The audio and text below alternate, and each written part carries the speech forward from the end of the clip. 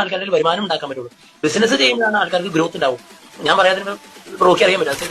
തിരിച്ച് അങ്ങോട്ട് ചോദിക്കാണ്, കംപ്ലൈന്റ് പോലീസിന് കംപ്ലൈന്റ് ചെയ്യും. ഇവിടെ 22 വർഷമായിട്ട് 20ഓളം ഓഫീസ് പ്രവർത്തിക്കുന്നത്. ഇവിടെ കേരളത്തിൽ ഓഫീസുണ്ട്. കംപ്ലൈന്റ് ചെയ്യാത്ത എന്താ?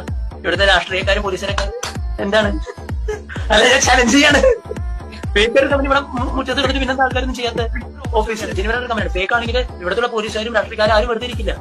ശരി, ആർക്ക് വേണമെങ്കിലും എന്തെങ്കിലും ചെയ്യാം. എന്താ പറയാ, നല്ല രീതിയിൽ മൂവ് ചെയ്യാനും സക്സസ്ഫുൾ ആകാനൊക്കെ എന്നെ ഹെൽപ്പ് ചെയ്തത് ഈ ഒരു സിസ്റ്റം തന്നെയാണ്.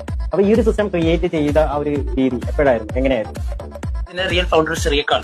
അപ്പൊ ഞാൻ ഇനീഷ്യൽ സ്റ്റേജിൽ ഞാൻ ചെയ്തതിനെ പോലെ വന്ന ഒരു വ്യക്തി തന്നെയാണ്. ഈ വർക്ക് നമ്മൾ ഓൺലൈനിൽ സ്വിച്ച് ചെയ്തപ്പോൾ നമുക്ക് നല്ല രീതിയിൽ കസ്റ്റമർ ബേസ് ഉണ്ടാക്കാൻ സാധിക്കുന്നു. നമുക്ക് നല്ല രീതിയിലുള്ള ഈ ഓപ്പർച്യൂണിറ്റി ജനങ്ങളോട് ഞാൻ സാധിക്കും. ഇപ്പൊ ഡിഗ്രിയും കഴിഞ്ഞ് PG കഴിഞ്ഞ് PhD കഴിഞ്ഞ് ജോയിൻ ചെയ്യാൻ പോകാം. PhD ആയതുകൊണ്ടല്ല ഞാൻ ഇവിടെ ഫോറെവറിലും മാനേജറായി. നമ്മുടെ ടീമിൽ തന്നെ ഒരുപാട് ടോപ്പ് ഹൈ എഡ്യൂക്കേറ്റഡ് ആയിട്ടുള്ള ആൾക്കാരുണ്ട്. ചാർട്ടേഡ് അക്കൗണ്ടന്റ് വരുന്ന ആൾക്കാരുടെ വർക്ക് ചെയ്യുന്ന മാനേജേഴ്സ് ആയിട്ടുള്ള ആൾക്കാരുണ്ട്. പല ഏരിയാസിലുള്ള 2015 ബില്യണേഴ്സ് എന്ന് പറഞ്ഞത് ഫോൺ യൂസ് ചെയ്യുന്നവരായിരിക്കും. അവര് ഓഫീസ് 10 ഓഫീസോ